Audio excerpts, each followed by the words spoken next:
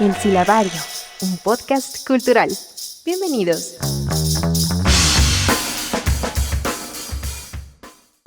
Bienvenidas y bienvenidos a El Silabario. Yo soy Ángel Conto y en esta ocasión nos encontramos en el Museo de Arte Moderno. Vamos a hacer un recorrido por sus espacios renovados. Este museo, que forma parte de la red de museos del Instituto Nacional de Bellas Artes y Literatura, acaba de abrir sus puertas y pues para ello vamos a conversar con su directora, Natalia Polak. Hola, bienvenidos al Museo de Arte Moderno. Nos encontramos en la entrada del museo sobre el Paseo de la Reforma. Una vez que cruzas la reja sobre Paseo de la Reforma, vamos a encontrar esta explanada donde tenemos tres esculturas icónicas de la colección y del acervo del Museo de Arte Moderno. En este replanteamiento y reordenamiento de espacios y también de recuperación de esculturas, trajimos esta maravillosa escultura de Matías Geritz, La Serpiente. Cuando esta escultura llegó al museo, se ubicaba precisamente acá y después con los años se fue trasladando al jardín. En esta nueva reorganización de espacios trajimos la escultura del fondo del jardín. El Centro Nacional para el Cencropam restauró esta escultura. La verdad estaba ya muy deteriorada, se recuperó no solo en su forma, en los materiales y en su pintura. Y entonces los invito a dar un recorrido por este espacio renovado. Vengan. Pues vamos a visitar el Museo de Arte Moderno, acompáñenos. Y pues bueno, lo primero que hay que decir es que esta renovación, estas modificaciones que se están haciendo al museo pues son producto del proyecto Chapultepec Naturaleza y Cultura, que es un proyecto de la Secretaría de Cultura del Gobierno de la República a través de la Secretaría de Cultura en colaboración con el Gobierno de la Ciudad de México. Y pues bueno, vamos a comenzar por el Jardín Escultórico. Sabemos que se renovaron, que se restauraron 37 esculturas. 39 esculturas, se les hizo una restauración preventiva. Y no nada más se restauraron las obras, se hicieron limpiezas y restauraciones e intervenciones importantes, sino que a través del equipo de investigación y de curaduría del museo replanteamos e hicimos toda una nueva investigación sobre los contenidos y como podrán ver tenemos un nuevo cedulario que se revisaron también todos los contenidos, lo tenemos en lectura braille y lo tenemos en español. Próximamente vamos a tener un código QR en donde van a poder bajar el mapa del jardín escultórico y también va a estar en inglés, en lenguas de señas mexicanas y en una lectura fácil para otros públicos. Es importante mencionarles que este jardín escultórico va a ser de acceso libre y público, es decir, que si se encuentran acá en la explanada del museo y no quieren entrar directamente al museo, pueden acceder directamente al museo y recorrerlo de manera gratuita. Adelante. Es una excelente noticia. Es una excelente noticia, entonces se va a poder transitar, digamos, libremente por el jardín escultórico. De entrada tenemos un mapa que nos permite ubicarnos en todo el espacio del museo. Es un plano áptico también para las personas con discapacidad visual puedan sentir, tocar el mapa y poder recorrer de manera independiente todo el jardín escultórico del museo. ¿Cuánto tiempo llevan trabajando en estas adecuaciones de este museo? Sabemos que ya llevan un buen camino recorrido. Ya hemos concluido la primera etapa de remodelación y de restauración. La segunda etapa estamos terminándola ya y el siguiente año entraremos en una tercera y final etapa para dejar el museo al 100%. Pues vamos a ir conociendo qué es lo que se ha estado realizando. Vemos que hay todavía trabajos en este momento, pero vamos a tener la oportunidad de tener un primer acercamiento a algunas de estas obras restauradas. Sí. Que hay que decirlo, nos emociona mucho porque ya le hacía falta esta renovación a los espacios. Le hacía falta ya al museo, le hacía falta a las esculturas, le hacía falta también a los espacios de todos los que trabajamos acá, redignificar nuestras áreas de trabajo y ofrecerle al público un espacio seguro, un espacio limpio, un espacio iluminado, pero si quieren continuamos por el museo. Pues vamos.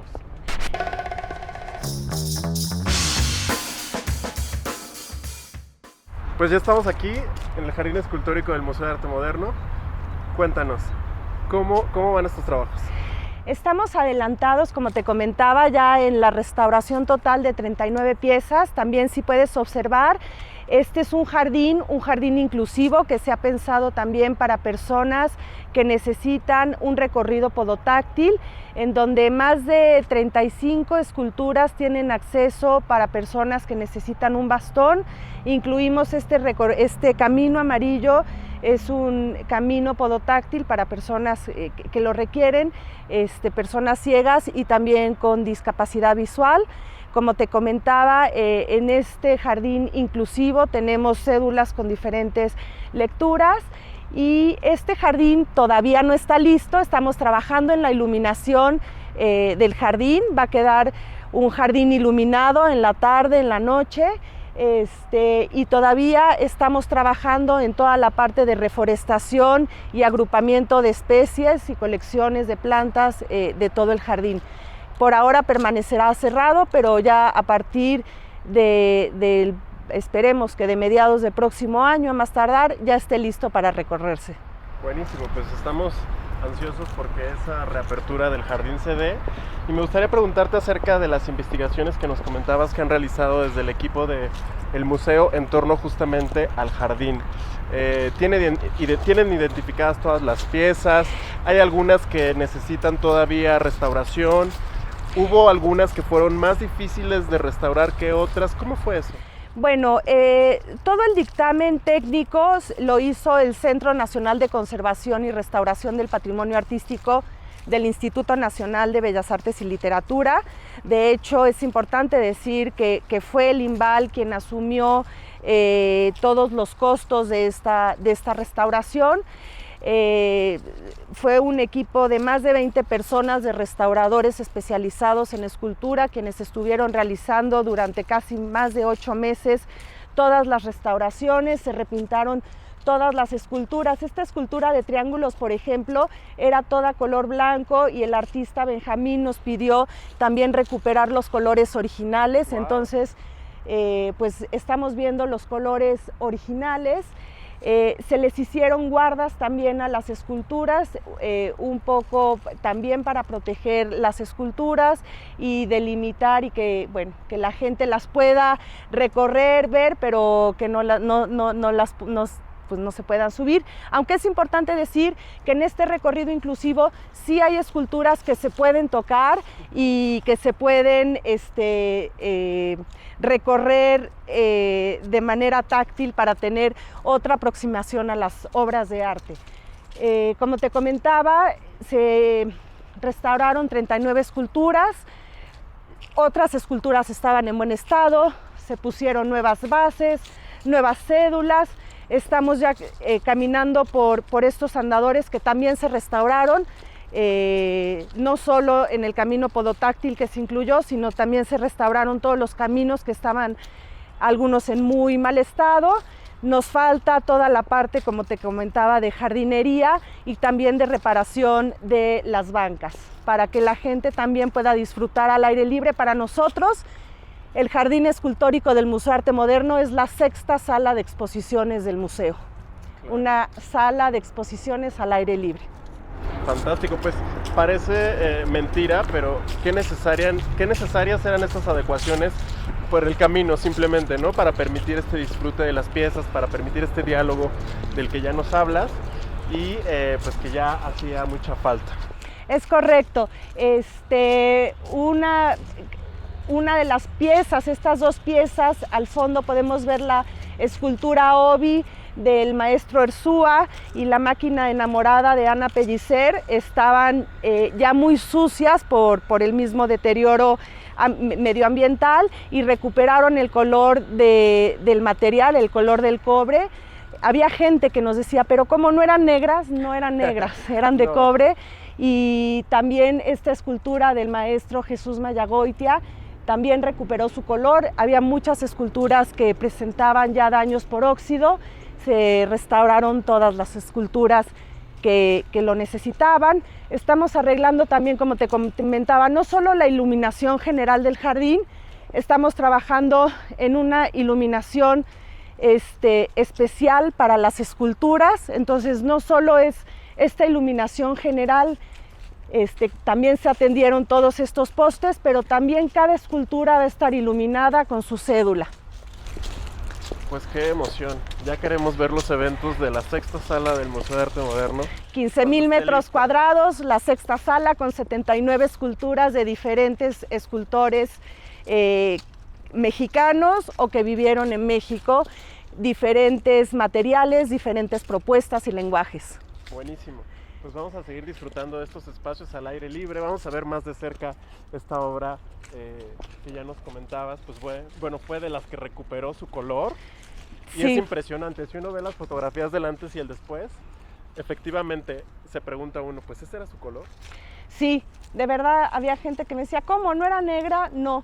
Trabajamos, es importante decirlo, que con los escultores que aún viven, que están presentes en el jardín, trabajamos de manera directa con ellos, ellos nos asesoraron en términos de los mejores materiales para la restauración, estuvieron muy al pendiente, han venido al museo y por suerte han quedado muy satisfechos con los resultados. Qué bueno, pues es un gusto. Vamos ahora a seguir caminando por este jardín, pero vamos a entrar ahora justo a otro de los espacios que se ha renovado y que es muy importante porque va a permitir justamente la mediación con los públicos y las posibilidades también de otros diálogos con los diferentes públicos del museo, y estamos hablando de este edificio. Este edificio es la sala Fernando Gamboa. Es una sala que es muy importante, fue muy importante recuperarla. Es una sala que no estaba aprovechada como tenía que estar aprovechada. Y pues los invito a que conozcan los nuevos espacios, reubicamos la biblioteca, así que acompáñenme y les enseño este edificio totalmente renovado.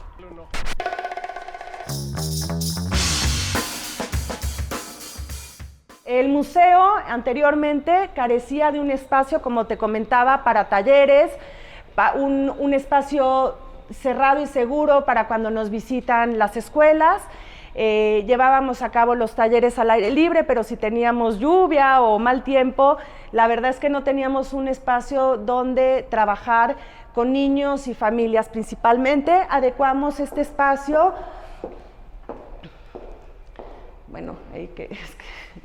adecuamos este espacio para poder recibir sobre todo a niños y tener diferentes talleres con niños y familias. Súper.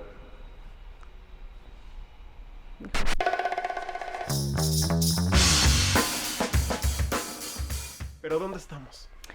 Se recuperó el archivo administrativo histórico del Museo de Arte Moderno. Estamos trabajando en la catalogación con un grupo de investigadores. Era pues un archivo que estaba cerrado en cajas, no solo al público, sino a nosotros mismos, a la gente que trabajamos en el museo. Lo estamos catalogando, destinamos un espacio nuevo para este archivo que es la columna vertebral de la historia de este museo, y estamos trabajando en la catalogación para que más adelante investigadores y gente especializada en investigación en temas de arte pueda consultar de manera directa las fuentes primarias que se generaban en el Museo de Arte Moderno, que es todo lo que tiene que ver con nuestra historia, cartas, papeles, investigaciones, todo lo que se ha generado desde 1964 que se fundó el museo hasta la fecha, para que ofrecerlo a investigadores para futuras publicaciones. Qué interesante y qué necesario. Seguramente esto facilitará muchísimo las tareas de trabajo, no solo del museo, sino también de quienes se dedican a la investigación en los temas del arte.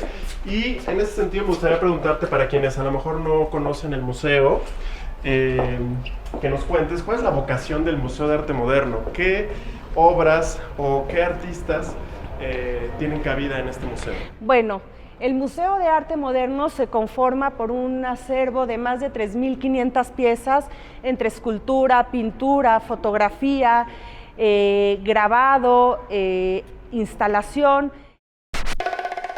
El silabario.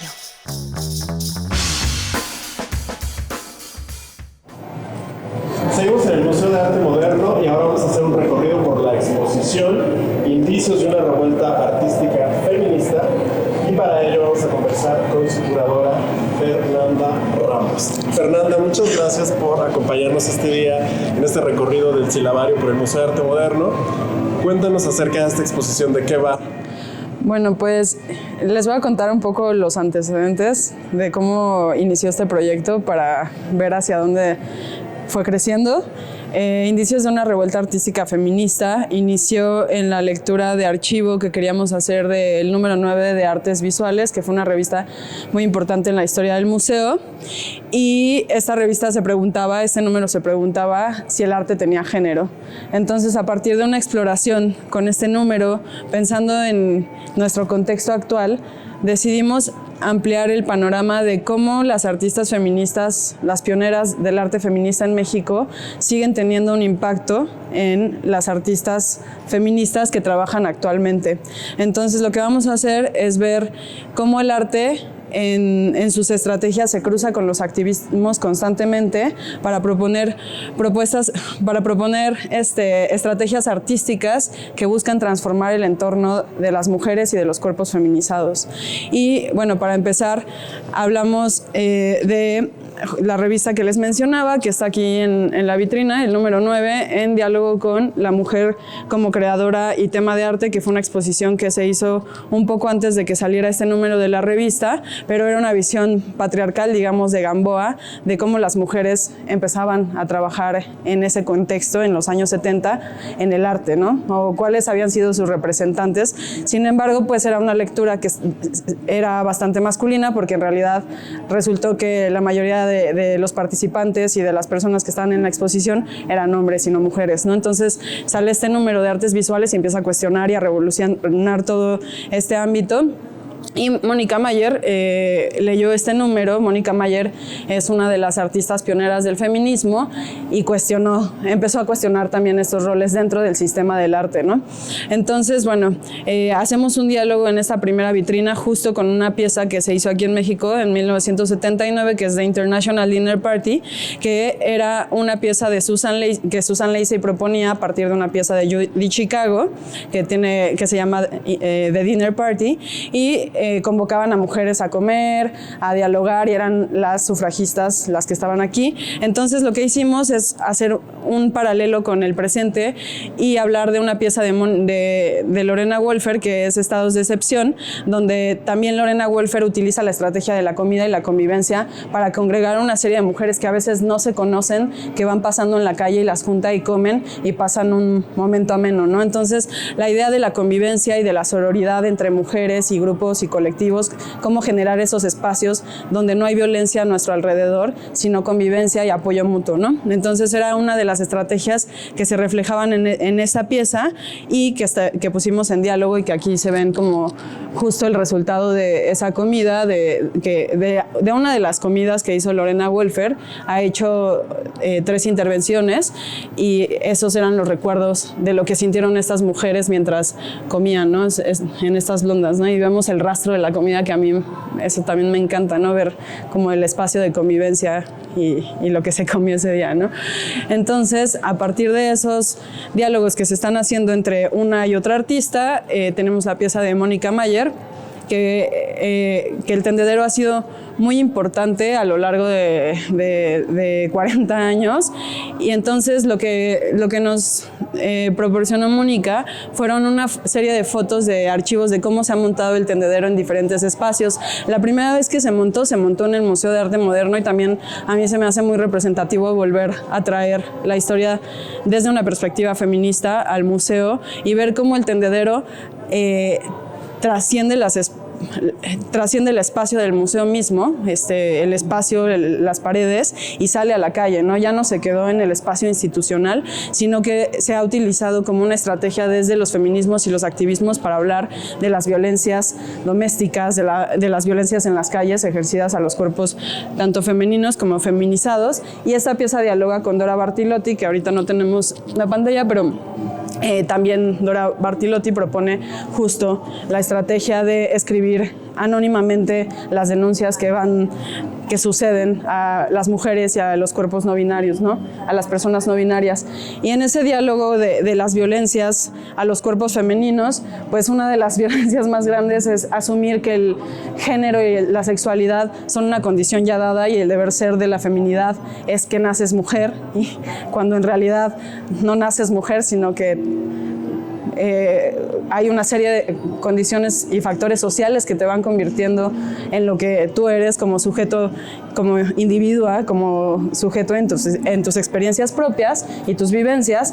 Y una de las cosas que han permanecido en México, pues es la fiesta de 15 años. Entonces aquí hacemos un diálogo con las tlacuilas y las retrateras, también en vitrina, que fue un performance que hizo en 1984 en la Academia de San Carlos, y justo era para cuestionar y parodiar la fiesta de 15 años. La ponemos en diálogo con una pieza de Liz Misterio, que es Consejo de Quinceañeras, para una quinceañera, donde invita no me cuelgues tus milagritos, donde invita a mujeres a cortar una serie de colijos que están en el vestido, de qué te hubiera gustado, de qué te gustaría despojarte, ¿no? O sea, de la maternidad obligatoria, del deber ser, del cuerpo perfecto. Entonces van cortando en este performance en el centro histórico, mientras que en Consejos para una quinceañera, pues son consejos que a ella le dieron durante sus 15 años. Entonces vamos viendo cómo el rol de los 15 años ha sido potente en las sociedades mexicanas para asumir la feminidad obligatoria del ser mujer, y que cuando cumples 15 años, pues tu destino es ahora ser madre.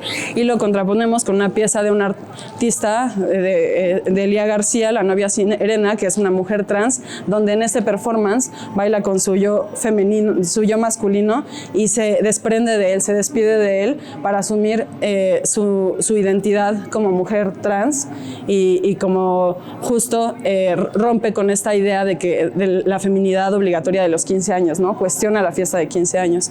Y luego, en estas múltiples estrategias que van haciendo un diálogo entre pasado y presente, está la identidad femenina, que si bien ya la vimos acá, Magali Lara propone en Ventanas justo mirar hacia el espacio privado, pero también desde una posición del deseo femenino, ¿no? O sea, el deseo femenino que se desborda desde las ventanas, y ya no es el cuerpo femenino el objeto de deseo, sino ella es el sujeto deseante, ¿no? Que decide cómo es y se expresa ese deseo a través de las ventanas. Entonces, bueno, lo que hicimos es el fotomural. También fue una pieza que estuvo como la del tendedero, en Salón 77-78 Nuevas Tendencias, y pues la ponemos en diálogo justo con la pieza de Grita, Grieta Mía, que se puede recorrer con una serie de preguntas de qué origen, qué sexo, qué género, y es justo cómo se despliega la identidad, ¿no? Que ya no tiene que ver con una cuestión de género y sexualidad, sino que tiene que ver con una cuestión de racialidad, condiciones socioeconómicas. También Grieta mete una cuestión interespecie, entonces encontramos a la mujer gato, encontramos a la mujer nopal. Entonces, bueno, vemos cómo se va desbordando la idea de la identidad más allá de un género en sí dado, con diálogo, o sea, como toda esta parte dialoga en el mismo sentido con la pieza de Ciudad, Mujer, Ciudad de Paula Weiss, y Ana Victoria Jiménez, que cuestiona, más bien que hace una crítica a partir de una serie de fotografías a esta doble jornada laboral de las mujeres que primero estudian o trabajan afuera y también llegan a hacer labores domésticas, como si también esa fuera la condición de las mujeres y que fuera una labor meramente femenina. Y pues actualmente todavía son más las mujeres que cuidan y y que hacen quehaceres domésticos tanto en los espacios como en los museos como en las casas, ¿no? O sea, las trabajadoras domésticas siguen siendo mujeres y pues en esta condición de qué espacios pueden ocupar las mujeres, empezamos a hablar ya del arte y vemos la pieza de las Invasorix, que es una parodia al sistema del arte, cómo ha sido pues constantemente ocupado por hombres y por una visión heteropatriarcal, donde las mujeres no han tenido cabida y en todas las fotos hay una mujer, pero hay 5 hombres, ¿no? Entonces ahí ver las imágenes nos habla de una historia que no ha sido contada y que todavía tenemos que escribir, ¿no? Entonces, bueno, en ese diálogo con la parodia del drag king, que es lo contrario al drag queen, es vestirse con vestimenta de hombre, pues decidimos hacer este juego con la pieza de Maris Bustamante ay, se me olvidó el nombre, del pene como instrumento de trabajo para quitarle a Freud lo macho, ¿no? Y que pues es esta teoría freudiana de que las mujeres tenemos la envidia del pene, ¿no? Entonces lo que hace Maris Bustamante para parodiar esta idea y hacer una burla a ella es colocarse el pene y decir así como, bueno, ya, con esta extensión ya la armamos, ¿no? Por decirlo de alguna manera. Y en ese diálogo, pues, justo del trabajo y de los espacios que ocupamos, pues históricamente en Mesoamérica las figurillas prehispánicas pues han sido mostradas como mujer sentada, mujer con bebé y nunca tienen una categoría, mientras que cuando son figuras masculinas normalmente tienen una jerarquía de poder, son el chamán, son el guerrero, o sea, cuestiones que involucran un despliegue de fuerza dentro de la sociedad. Entonces lo que hace aquí la artista Sofía Echeverry es justo cambiar estos nombres que le habían dado a estas piezas prehispánicas y darles atributos que son lo que vemos alrededor. Por ejemplo, esta es la astrónoma, entonces ella en vez de le quita lo de mujer sentada y la astrónoma está mirando hacia el cielo, ¿no? Entonces le pone un universo. O la música, que esta es la idea de una representación visual del sonido, o la partera con el cordón umbilical, o la representación de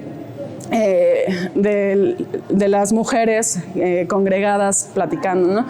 Y bueno, creo que ya me extendí de más, pero para ir cerrando, llegamos a la parte de la protesta, que justo lo que muestra es cómo la protesta es algo que se ha ido gestando históricamente, no es algo que venga desde lo contemporáneo, y esta pieza de Serrucha tiene archivo de ese pasado del 2016, donde ella empezó a ir a manifestaciones aquí en la Ciudad de México, y cómo llega el 16 de agosto del 2019 con toda la furia y todo el enojo de las mujeres a romperlo todo, ¿no? Y decir como, ¿por qué una de las preguntas que se hace Serrucha es por qué las paredes son más importantes que las mujeres, por qué se enojan tanto de rayar las paredes, pero no se enojan por la muerte de las mujeres, ¿no? Y no hacen nada.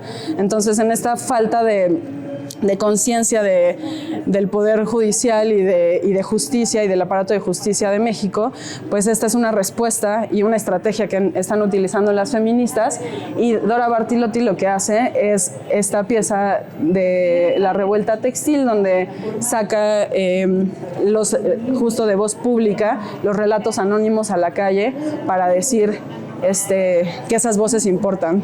Tomar el espacio público importa, ¿no? Entonces, un cruce de arte y feminismo, y Lourdes Grobet con la lucha libre en diálogo con las superdisidencias para abordar justo como las categorías de fuerza que se supone que las mujeres no pueden tener, pero también en contraposición de el poder ejercer la maternidad, el derecho a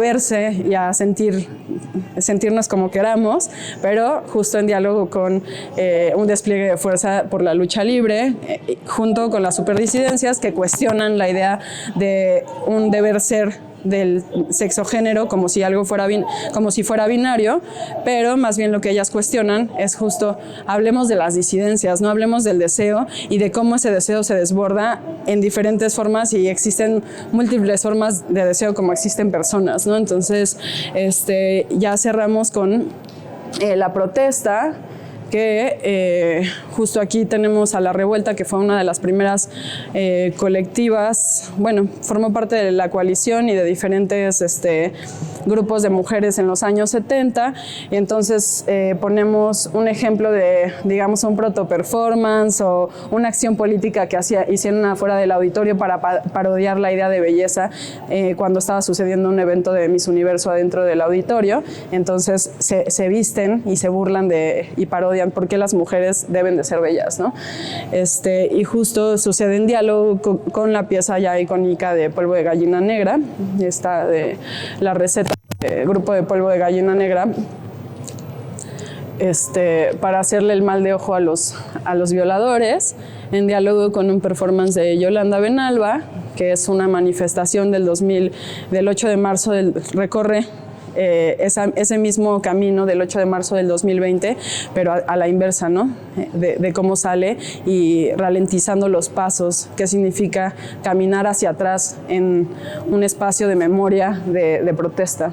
Y ya por último, ahora sí, ya cierro, cerramos con esta cartel del Movimiento Nacional de Mujeres con la foto de Herminia Dosal, y justo es un diálogo entre cómo el arte se inserta en los activismos a partir de una imagen y cómo esa imagen cambia de significado cuando es utilizada dentro de las manifestaciones feministas.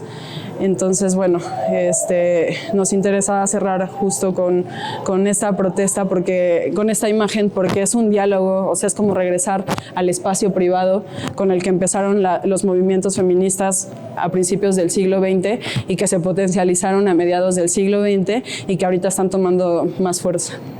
Buenísimo. Pues muchísimas gracias por esta conversación, Fernanda.